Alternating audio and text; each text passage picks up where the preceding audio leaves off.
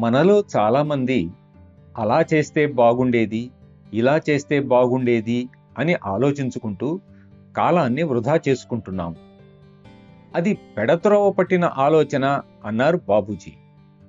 దానివల్ల సంక్లిష్టతలు పెరుగుతాయే గాని సమస్య తీరదు.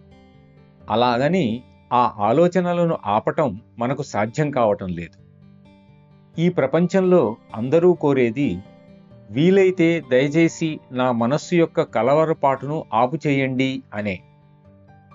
దీనికోసం చాలామంది మాదక ద్రవ్యాలు, మత్తు పానీయాలకు బానిసలవుతున్నారు.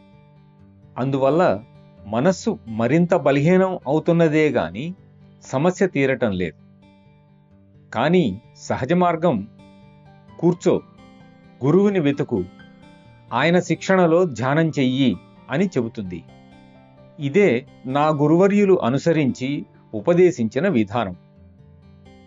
నీవు ఎలా ధ్యానం చేయాలంటే, కళ్ళు మూసుకున్న తక్షణం నీవు సమాధి స్థితికి చేరాలి అని బాబూజీ అన్నారు. ఈ అనుభవం నాకు ఎన్నోసార్లు కలిగింది.